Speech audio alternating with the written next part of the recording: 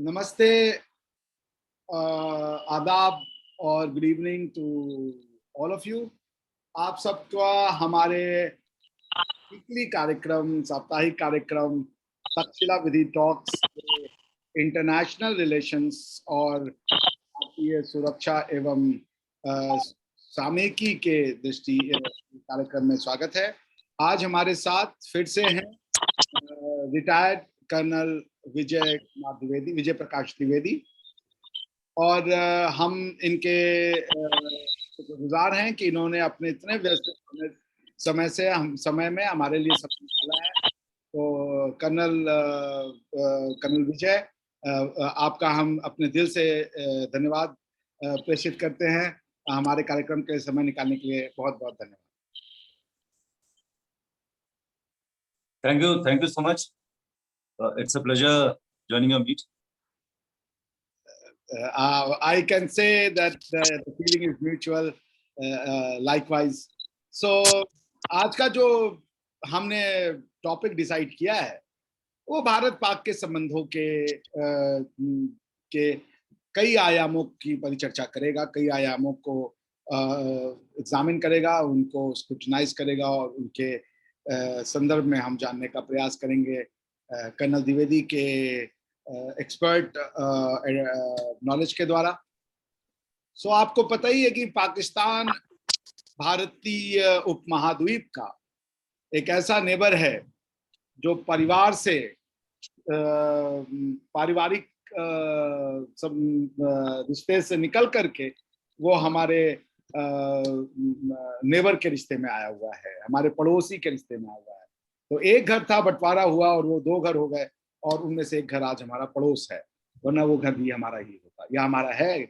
और आपको हम ये बात पहले करना चाहते हैं कि हम और कर्नल द्विवेदी दोनों लोग ये जो परिचर्चा करेंगे, इनका जो एनालिसिस होगा वो हम सिर्फ सरकारी तंत्रों का या उन तंत्रों का करेंगे जो कि रूग एलिमेंट्स हैं पाकिस्तान की समाज में। हम पाकिस्तान के लोगों का, पाकिस्तान के समाज का और पाकिस्तान की जनता का उतना ही एहतराम करते हैं जितना कि हम भारतीय समाज का और भारतीय लोगों की का एहतराम करते हैं। इसके साथ ही अब हम आज की परिचर्चा की शुरुआत करेंगे।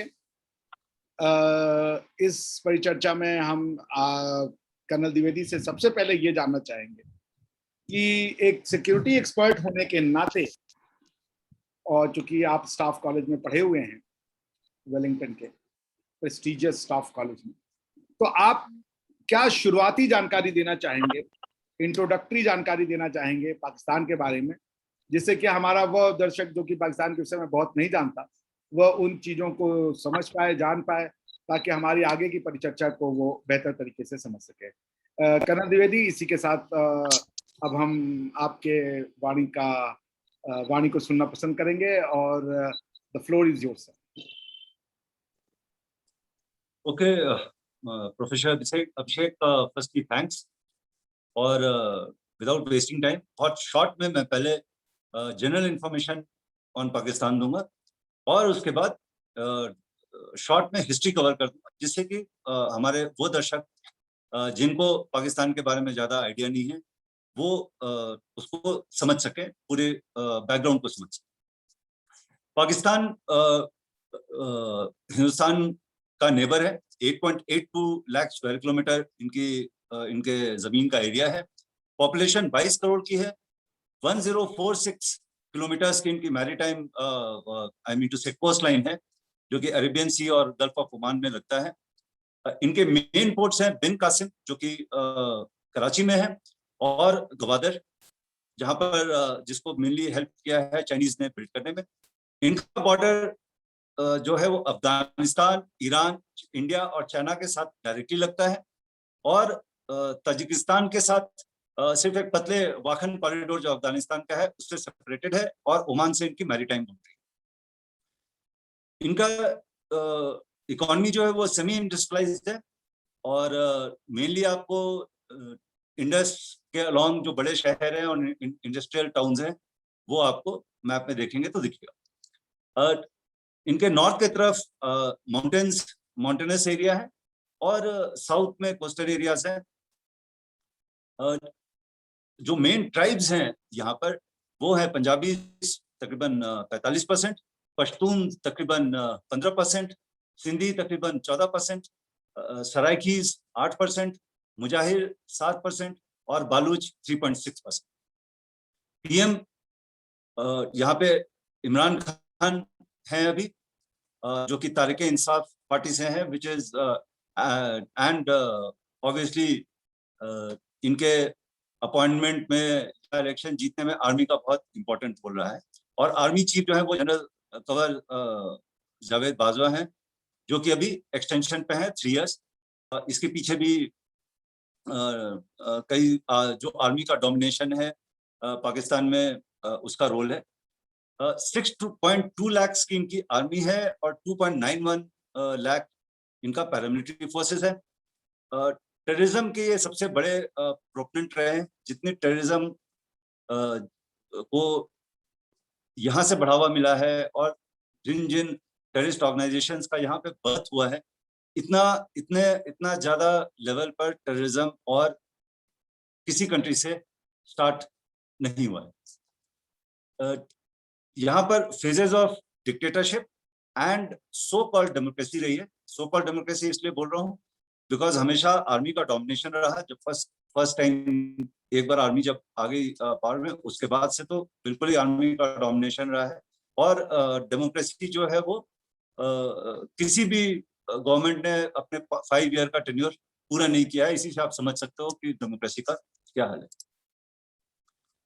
Now coming to brief history of Pakistan, इसको हम लिंक करेंगे अखंड भारत वाले कॉन्सेप्ट से। जब खलीफात हुए अरब एरिया में, और तो ये लोग आए खैबर पास से होते हुए इंडिया में आए। मोहम्मद बिन कासिम, मोहम्मद गजनी, मोहम्मद गोरी, फिर स्लेव डायनेस्टी आया, कुतुबुद्दीन ऐबक का शासन चला, और फिर बलबन 1264 में आया। इससे ये सिर्फ मैं ब्रीफली कवर करूंगा। इसके बाद सीधा जंप करूंगा 1857 पे, जहां से ब्रिटिश रूल शुरू हुआ। 1929 पे सीधा आ जाऊंगा। लाहौर रिजोल्यूशन वहां पर पास हुआ, और इसमें जिन्ना साहब जो है उनको साइडलाइन कर दिया गया।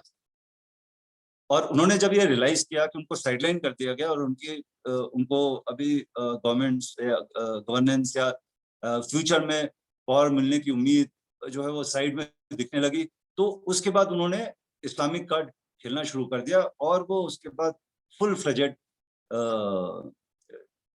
रेडिकल इस्लाम की तरफ बढ़ गए और पूरे शरिया लॉज फॉलो करने लगे। उसके पहले वो बिल्कुल मॉडरेट और वेस्टर्नाइज्ड। इसका नतीजा ये हुआ कि उन्होंने इस्लाम का कॉज लेकर के लड़ना शुरू किया। और जब 1940 में जाकर लाहौर रिजोल्यूशन में इन्होंने सेपरेट पाकिस्तान का डिमांड को पास भी करा दिया। इसमें यूरोपियन कंट्रीज एंड यूएस, उन्होंने भी इनको सपोर्ट किया।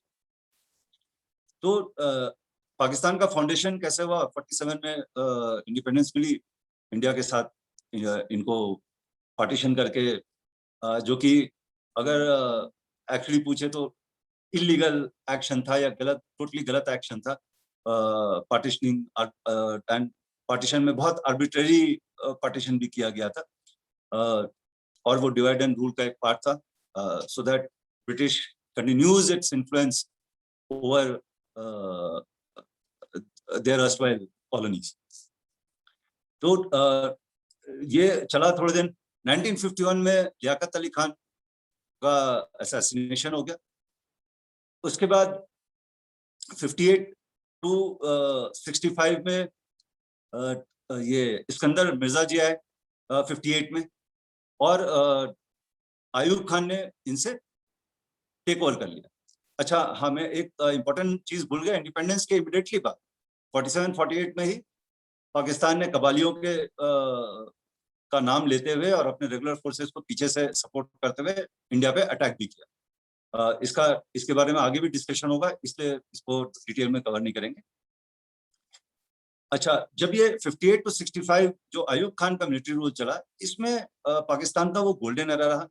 पाकिस्तान में बहुत डेवलपमेंट हुए, इकोनॉमी ओपन हुई, लैंड रिफॉर्म्स हुए, जीडीपी में राइज हुआ, मॉडर्न वेस्टर्न एजुकेशन आया। पर 1965 में जो वॉर हुआ इंडिया के साथ, वो अयूब खान के बिल्कुल अगेंस्ट हो गया और ये गवर्नमेंट जो है उसके बाद उनकी चल नहीं पाई। 1971 में यहया खान पावर में आ गए और इस समय अवामी जो लीग पाकिस्तान का जनरल इलेक्शन हुआ, जिसमें जो आज का बांग्लादेश है, जो कि पहले वेस्ट पाकिस्तान के नाम से जाना जाता था, वहां पे अवामी लीग बहुत पॉपुलर थी। उसके रीजन थे, ईस्ट पाकिस्तान वालों ने वहां पे उर्दू इम्पोज कर दिया था कि उर्दू लैंग्वेज में होगा, जबकि वो लोग पूरे बंगाली थे और वहां पे बंगाली लैंग्वेज चलता था, तो काफी डिसकंटेंट था और अवामी लीग ने इलेक्शंस बिल्कुल स्वीप कर। अभी वेस्ट सॉरी मैं उल्टा बोल गया, east Pakistan, that is Bangladesh. So east Pakistan में पॉपुलेशन ज्यादा थी और नंबर ऑफ सीट्स भी ज्यादा थे। तो जो इस इलेक्शन का रिजल्ट ये होता कि अवामी लीग जो है वो पावर में आ जाती ओवरऑल पूरे पाकिस्तान। तो ये इनको ऑब्वियसली वेस्ट पाकिस्तानी को एक्सेप्टेबल नहीं था। इन्होंने मुजीबुर रहमान को अरेस्ट कर लिया और इलेक्शंस को नल एंड वाइड, और उसके बाद ऑप सर्चलाइट इन्होंने लॉन्च किया अंडर जनरल टिक्का खान, ठीक है, और बेहिसाब एट्रोसिटीज करी ईस्ट पाकिस्तान के ऊपर, जिसका रिजल्ट ये हुआ कि इंडिया को इंटरवीन करना पड़ा। और जस्ट फॉर साइड पॉइंट कि उस समय अमेरिका इंडिया के बिल्कुल अगेंस्ट था और इंडिया को विलेन माना जाता था वेस्टर्न कंट्रीज के द्वारा। तो अमेरिका ने अपने फ्लीट को मूव भी किया इनको सपोर्ट करने के लिए, इनके फोर्सेस को सपोर्ट करने के लिए in West Bengal, but Indian army ने इतने स्विफ्ट, फास्ट और एफिशिएंट ऑपरेशंस किए कि वहां पे पाकिस्तानी आर्मी को सरेंडर करना पड़ा और इंडिपेंडेंस आ गई। बांग्लादेश एक इंडिपेंडेंट कंट्री बन गया और इंडियन और पाकिस्तान के मैसिव फोर्सेस ने सरेंडर। अभी इसमें एक और एंगल भी आता है इसके बारे में, जिसमें एक जो थॉट प्रोसेस है कुछ इंटेलेक्चुअल्स का, वो ये बोलता है instead of moving east, India should have moved west at that time, क्योंकि अगर वो वेस्ट मूव कर जाते तो ईस्ट अपने आप ही आजाद हो जाता। बट ये थॉट प्रोसेस है, जस्ट सिंस डिस्कशन हो रहा था इसलिए मैंने ये बता दिया। इसके अलावा एक बहुत डिफेंस एनालिस्ट पुराने हैं, रवि रेखे। जब मैं लेफ्टिनेंट था तब मैंने इनकी किताब पढ़ी थी, the war that never was. So उसमें उन्होंने एक अलग थ्योरी दी कि अगर इंडिया ने पार्टीशन मतलब सेपरेट नहीं करा, इंडिपेंडेंट नहीं करा होता बांग्लादेश को, तो आज की डेट में भी पाकिस्तान दो पार्ट में डिवाइडेड होता और उनकी वल्नरेबिलिटी हमेशा बहुत ज्यादा होती जो अभी है उससे। But I don't agree with his views. Basically जो भी इंडिया ने किया था बहुत सही एक्शन लिया था और उसकी जरूरत भी थी। The kind of situation the West Pakistanis or the Pakistani army had created for East Pakistanis, if nothing else, only on humanitarian grounds we needed to interfere. इसके बाद 1971 to 77 भुट्टो साहब की पार्टी आई, पीपीपी, पाकिस्तान पीपल्स पार्टी, और ये basically Sindhi dominated थी। 77 में election हार गए और भुट्टो जी को 77 में जियाउल हक ने पावर टेक ओवर कर लिया और डिक्टेटरशिप का जो थर्ड फेज है वो चालू हो गया। और इन्होंने सबसे पहले तो 78 में भुट्टो जी को हैंग कर दिया और उसके अलावा इन्होंने शरिया लॉ इम्प्लीमेंट करना शुरू कर दिया और एक्सट्रीमिस्ट एलिमेंट्स को बढ़ावा दिया। इनके टाइम पे ही टेररिज्म का जो फाउंडेशन है वो ले किया। Terrorism as a tool to win over enemies. उसके बाद जियाउल हक एक एयरप्लेन क्रैश में उनकी ये हो गई, डेथ हो गई। और 1988 टू 97 बेनजीर भुट्टो पावर में आई, लेकिन फिर करप्शन के चार्जेस पे अगला इलेक्शन वो लोग हार गए। और नवाज शरीफ जो पीएमएल के लीडर थे और जो कि पंजाबी डोमिनेटेड एक पार्टी है, वो पावर में आ गए। इसके बाद 1999 में कारगिल युद्ध हुआ, जो कि ब्रेन चाइल्ड था जनरल मुशर्रफ था। और उसके इमीडिएटली बाद जनरल मुशर्रफ पावर में आ गए और फिर वो रहे 2008 तक पावर में। और 2008 में फिर इलेक्शन हुआ, पीपीपी इलेक्शन जीत गई, यूसुफ रजा गिलानी पहले पावर में आए और मुशर्रफ ने रिजाइन किया। फिर आसिफ अली जरदारी भी आए।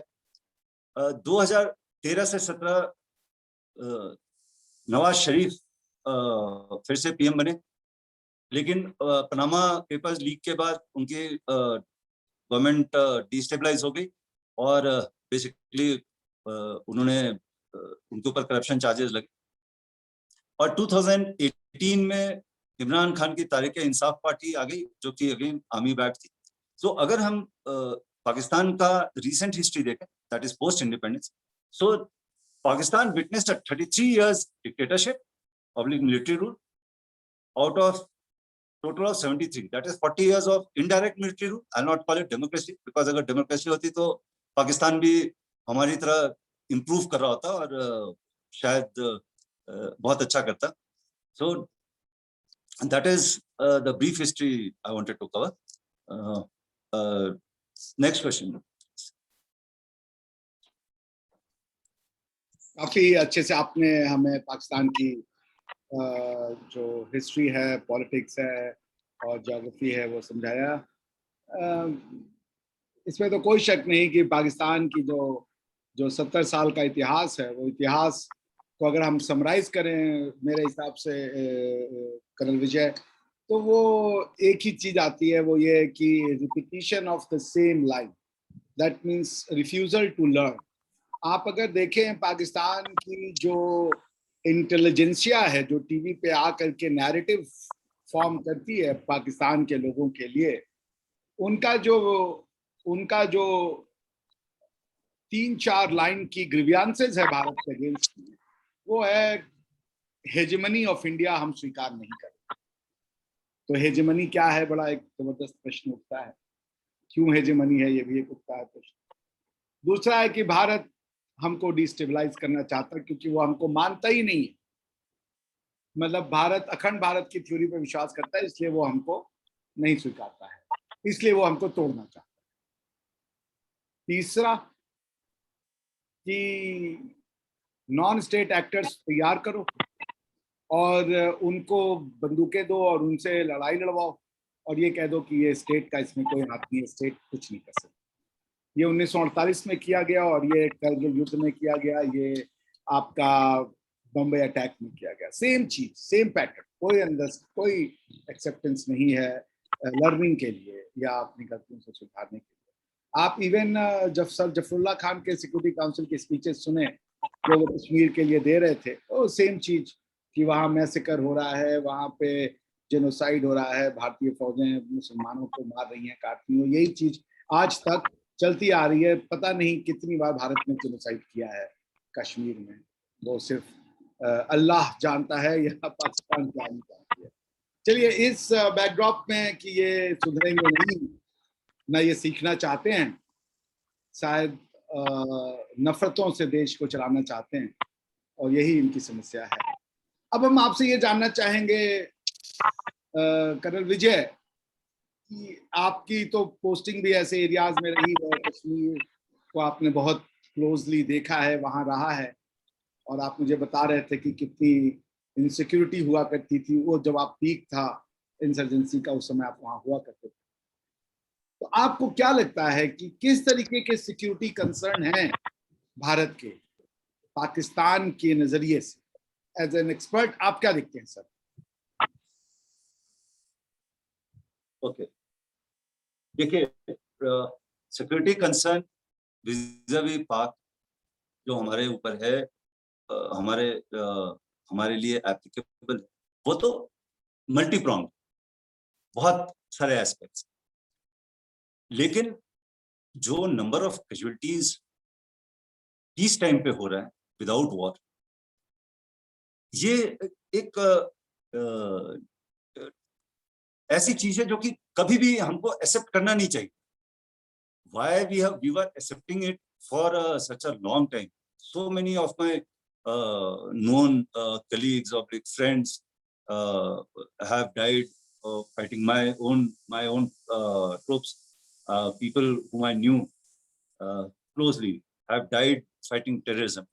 Okay, that was if India had reacted at that time the way we reacted later on, which we'll talk of.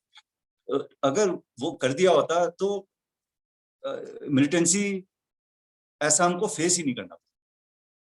Because 1990 का अगर आप दौर देखेंगे तो एक ऐसा दौर था जबकि जैसे अफगानिस्तान में आप देखते होंगे तालिबान एक ओपन जिप्सी में 8-9 लोग गन लेकर के, रॉकेट लॉन्चर लेकर के और पेट्रोलिंग जैसे कर रहे हैं, वैसे टेररिस्ट घूमने शुरू हो गए थे। और फिर इंडियन आर्मी को टास्क किया गया, और जैसे टास्क किया गया वो सारा इमीडिएटली बंद हो, और क्या टेररिज्म जो है वो क्लैंडस्टाइनली चलने लगा। नहीं तो it was not a covert thing जो कि बाद में हो, it was a overt thing, openly, खुलेआम। ठीक है, तो सबसे पहला सिक्योरिटी कंसर्न जो हमारा है वो है टेररिज्म। आप देखिए 47-48 से ही इसकी नींव रखी गई, जब इन्होंने पख्तून्स को और बेसिकली कबालियों को ऑर्गेनाइज करके आगे कर दिया था, और पीछे पीछे पाकिस्तान आर्मी उनको हर तरह का लॉजिस्टिक सपोर्ट से लेकर के डायरेक्ट सपोर्ट तक भी दे रहे। सेम चीज इन्होंने फिर 65 में किया। इनका इरादा था किसी तरह से कश्मीर को ले, और फिर इन्होंने मार खाई। अब इसमें हमने इनको बैटल में हराया भी, 65 में तो अच्छा खासा हराया। बहुत इंपॉर्टेंट और क्रूशियल लोकेशंस हमने कब्जा किए थे, जो कि अगेन हमने डिप्लोमेटिक टेबल पे वापस दे दी। जो कि अगर आप किसी भी मिलिट्री अथॉरिटी से अगर पूछो, जो मिलिट्री की जानकारी रखता है, जो स्ट्रैटेजी की जानकारी रखता है, कुछ ऐसे एरिया थे जिनको बिल्कुल नहीं देना चाहिए, बिकॉज वो साउथ कश्मीर को नॉर्थ कश्मीर से ऑल्टरनेट रूट से कनेक्ट करते थे, which was a big loss strategy. उसके बाद 1990 में इन्होंने फुल फ्लेजेड टेररिज्म लॉन्च कर दिया। आपको अभी जस्ट मैंने कंडीशन बताया था। अब 2001 पार्लियामेंट अटैक, 26/11 2008 मुंबई अटैक, 2016 में तो उन्होंने हद ही कर, जनवरी, सितंबर, नवंबर, पठानकोट, उड़ी, नगरोटा, तीन अटैक एक ही साल के अंदर, और तीनों major. And Pathankot air force base, वो भी बॉर्डर के कितना अंदर है आप समझ सकते। और obviously not of the magnitude of parliament, but still you can imagine. तो इन्होंने इंडिया का बहुत ही हम लोगों को बिल्कुल ही डिफेंस पे डाला। उसके बाद फिर इस गवर्नमेंट ने फाइनली डिसीजन लिया, विच कोई भी आर्मी वाला जो जब भी इसकी बात होती है तो वो खुश हो जाता है। ठीक है, that is the surgical strike and the Balakot incident. हर डिफेंस पर्सनल का ये ओपिनियन था बहुत पहले से कि प्लीज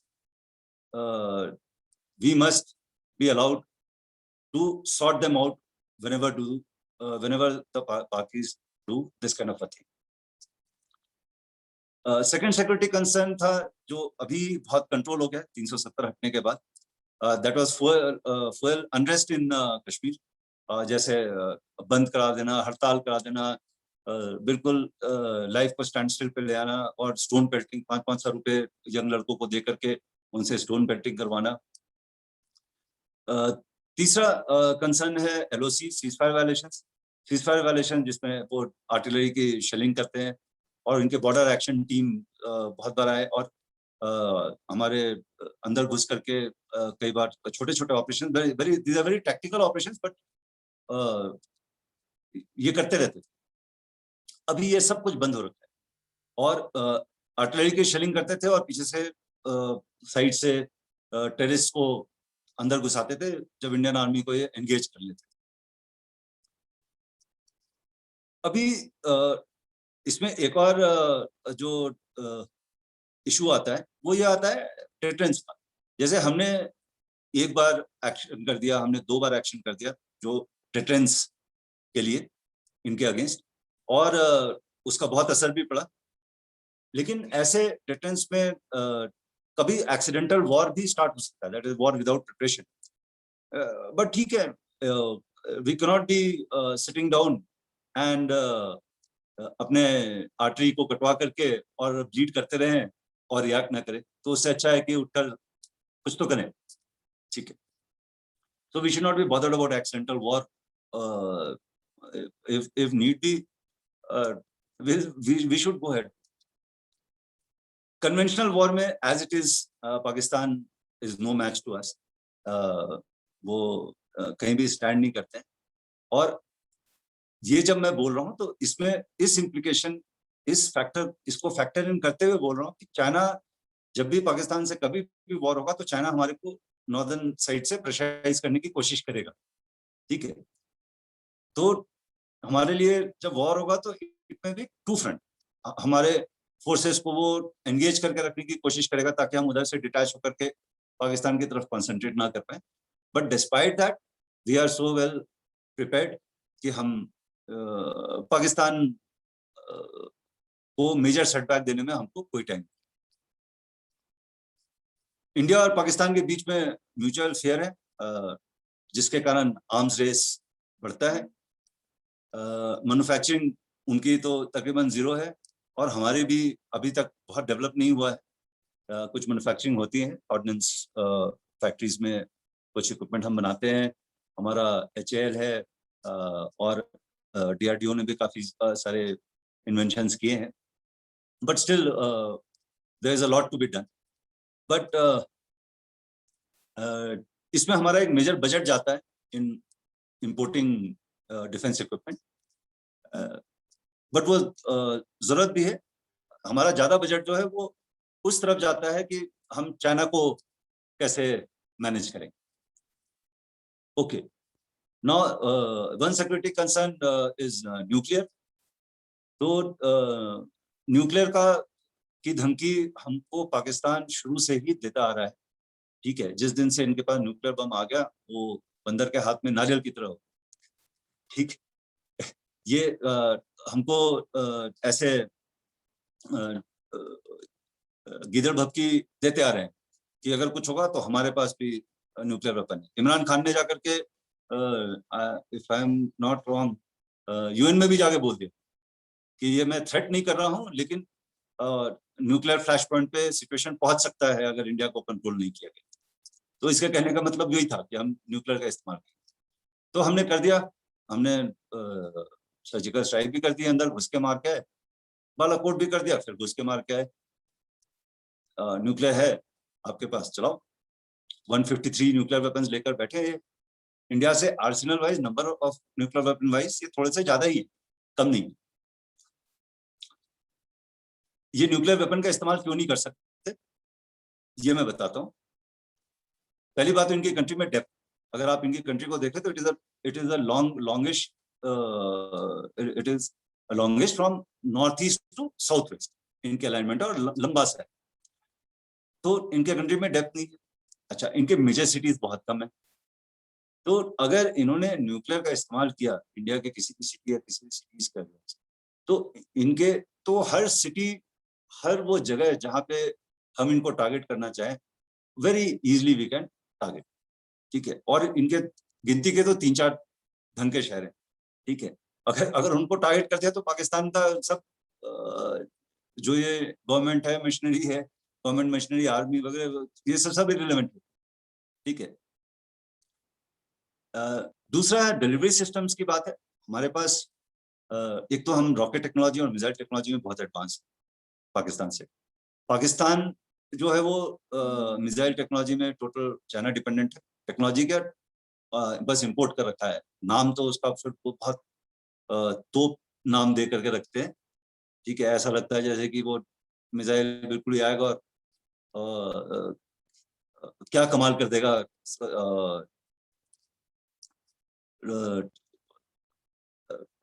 लेकिन अगर आप ये देखिए कि डिलीवरी सिस्टम के मामले में we are much more efficient.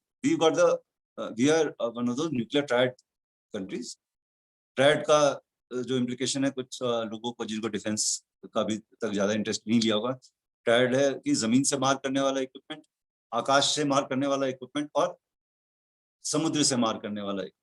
तो हमारे पास तीनों है। और पाकिस्तान बहुत छोटी कंट्री है, जमीन और आसमान से तो डायरेक्टली मार करने की कैपेबिलिटी है, और सी से भी आप देख रहे हैं उनकी काफी वल्नरेबिलिटी।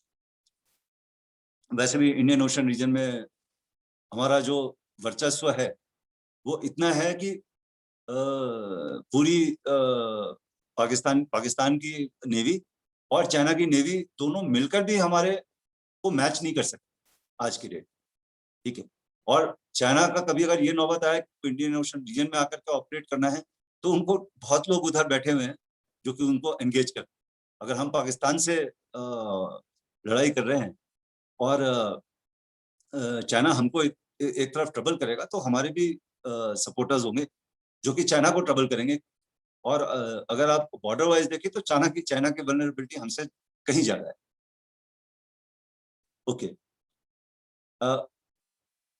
पाक का एक्सट्रीमिज्म जो है वो थोड़ा सा सिक्योरिटी कंसर्न है।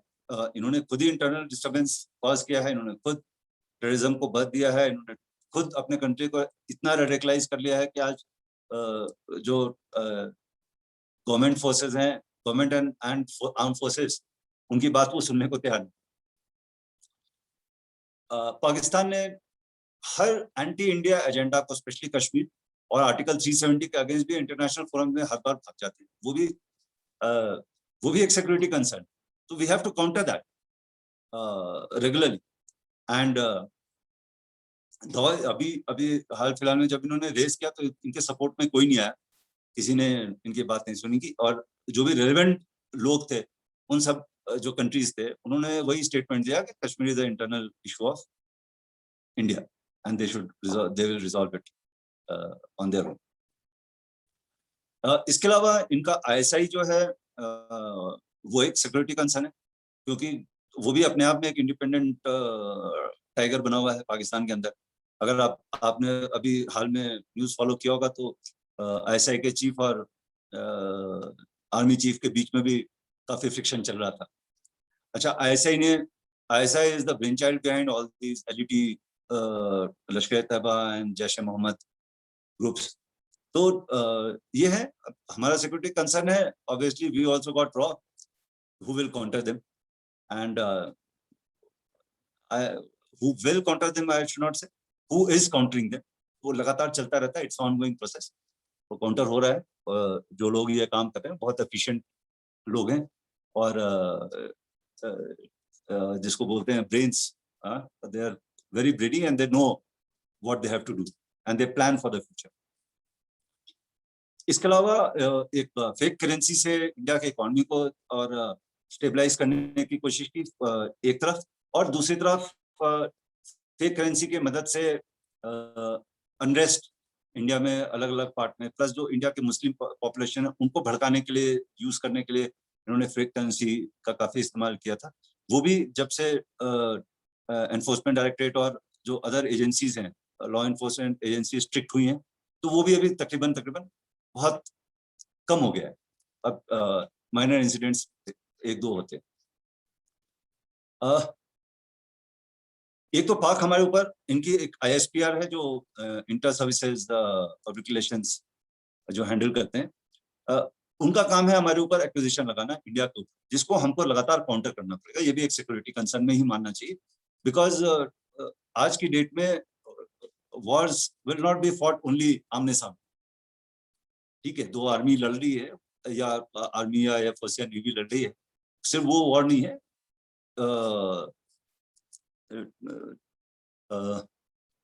Public relations, image building, image destruction, ये सब भी वॉर का ही पार्ट।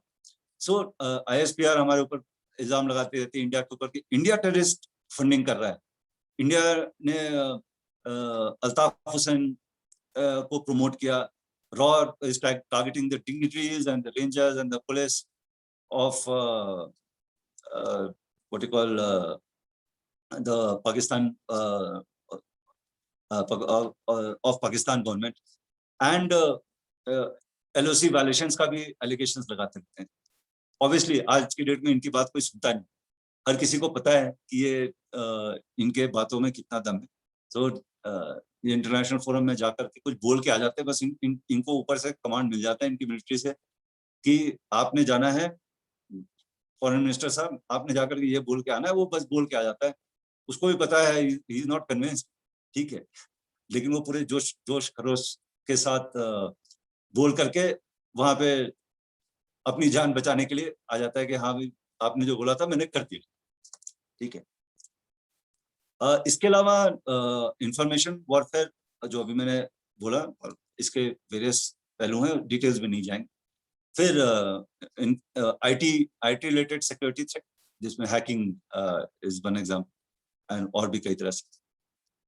और लास्ट में आता है लाइक सैटेलाइट्स। सो पाकिस्तान के पास तो कोई सोर्स नहीं है, उसने किसी न किसी को हाथ जोड़ के ही सैटेलाइट्स का इंफॉर्मेशन लेना है। India has been good in rockets and our ISRO and DRDO and other organizations have been doing some good work, ठीक है। तो सैटेलाइट्स में हमारा INSAT है, हमारा IRS है, जो कि ऑलरेडी ऑर्बिट में है। तो अगर कोई पर्टिकुलर नेशन हमारे को कोऑपरेट नहीं भी करता है तो भी will be able to get some information as compared to Pakistan, which will be blank. So these are the security concerns. I have finished on this. Next question. Yes, आपने बिल्कुल सही कहा कि इतने सारे आयाम हैं